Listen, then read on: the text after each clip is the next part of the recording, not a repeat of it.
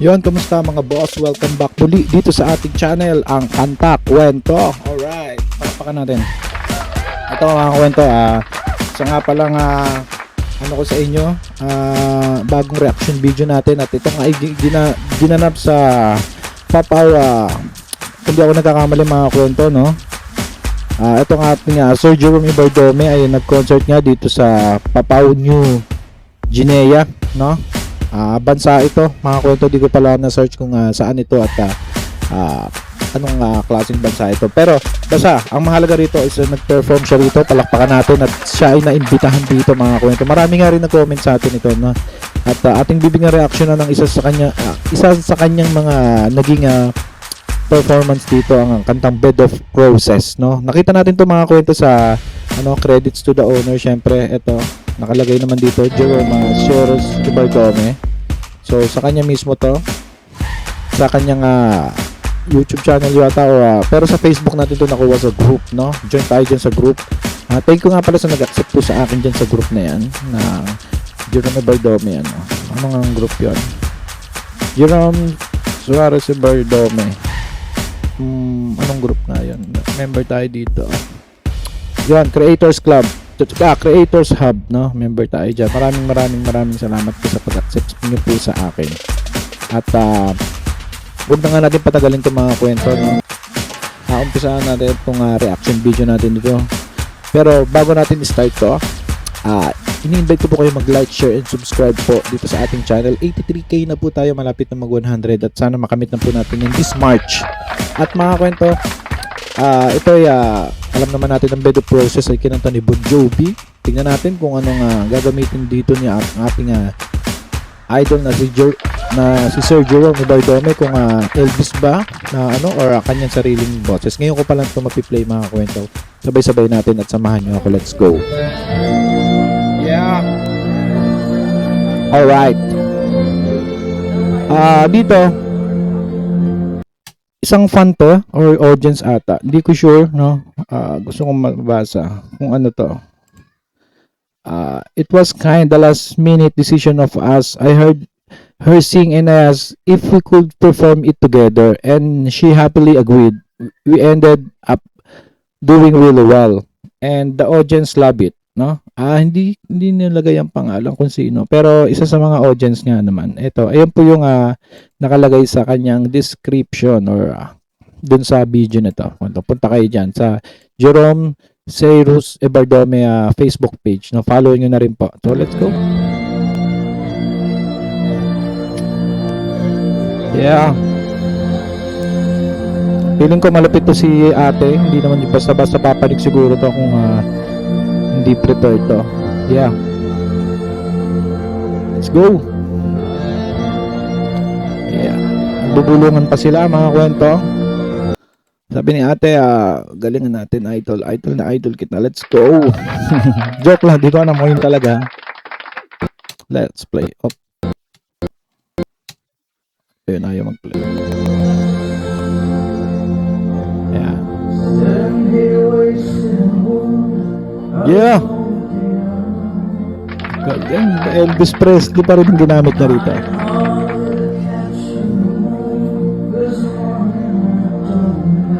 Grabe, hindi biro tong kantan to, mga kwento. Sobrang powerful to.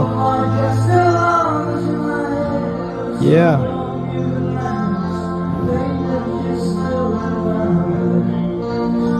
Kabisado rin Sir Jerome, no?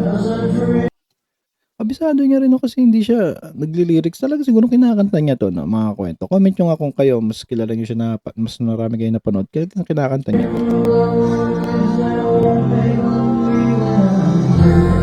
Yeah. Si Pam naman.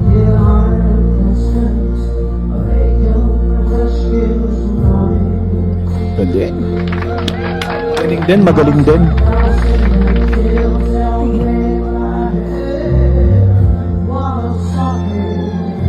Grabe, parang Lolita Carbon ang boses. Yeah. Galing. Parang Lolita Carbon, mga kwento, no? Parang kilala nyo si Lolita Carbon naman siguro, mga kwento, no? Ang babaeng vocalist ng Asin, no? Parang siya. At syempre, sasabayan niya ng ating Elvis Presley ng Pinas, rock and roll. Let's go. Yeah.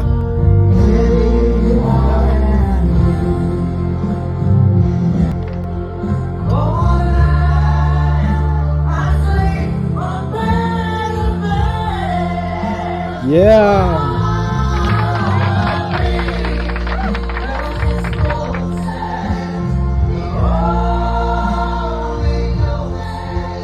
Galing.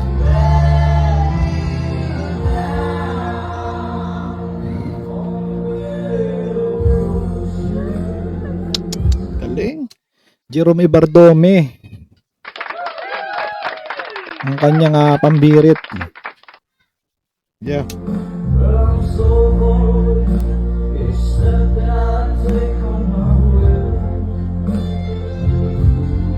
Grabe, daing baon.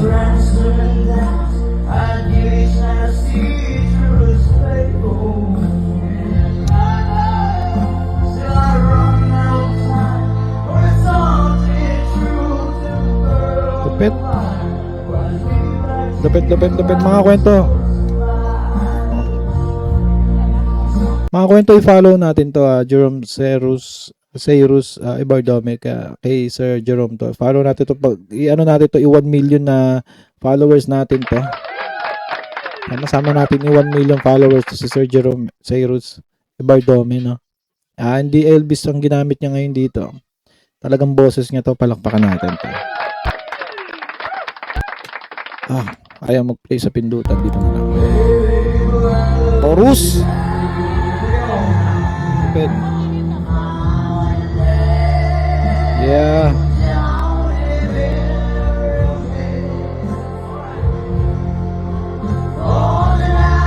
Yeah.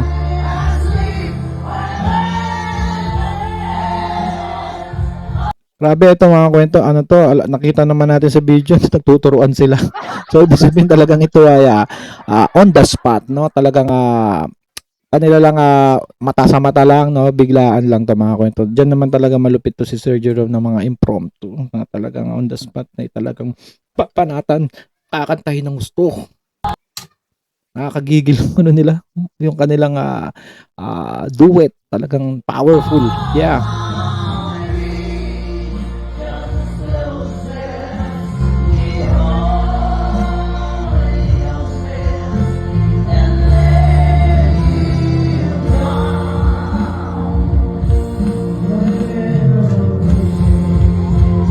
Na.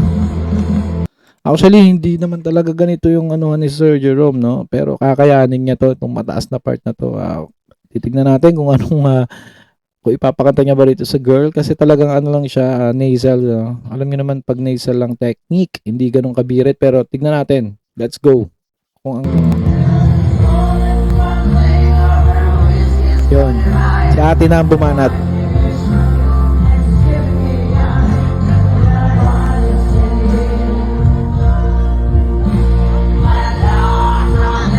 Yeah. Yun. Lupit.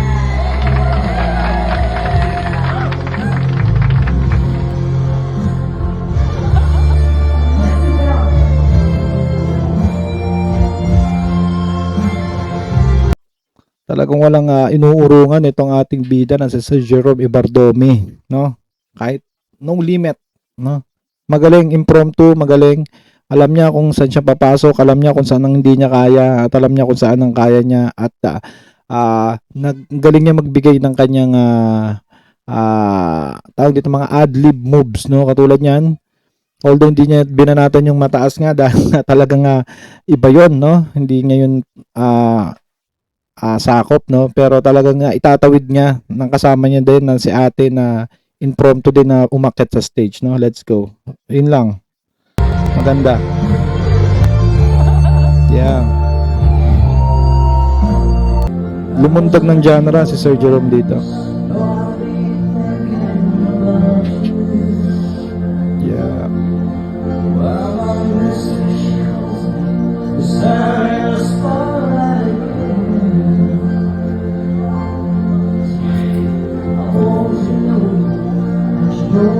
Pala, ito bang kaduwit ni ate is Pilipino to or taga Guinea to, no? Hindi natin alam, no? Comment nyo mga kwento kung ito ba Pilipino, kapwa natin Pinoy dito or FW dyan or local dyan sa Guinea, no? Comment nyo, gusto kong malaman.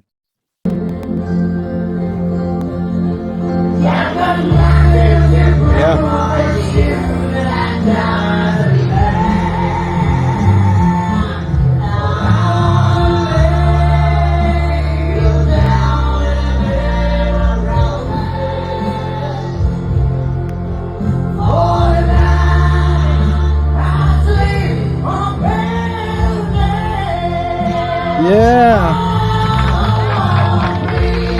Sabi nakakakilabot.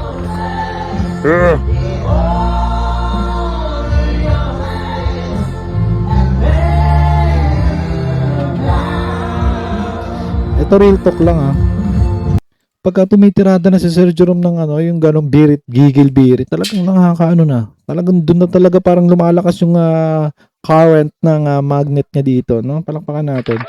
Iba yung niya, hatak. Nararamdaman mo yung soul, nararamdaman mo yung emotion, no? Kahit minsan nilalaro-laro niya lang, katulad yung sa nakaraang natin na Tom Jones na sa X-Bomb, nilalaro-laro niya lang, pero iba, no? Comment nyo kung ganun din kayo mga kwento.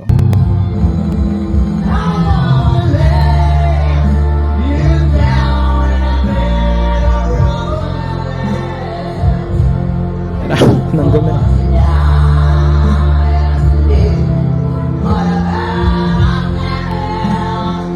Yeah.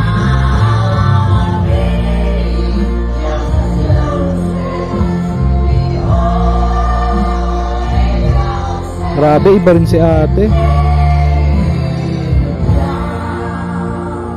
Yeah.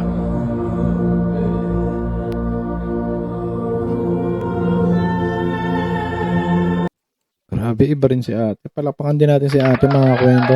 Magaling din naman, no? Magaling din. Hindi nga lahat, alam niya rin ng mga limit, alam niya rin lahat na talagang swak. So, swak dun sa kanta. Palakpakan natin silang dalawa.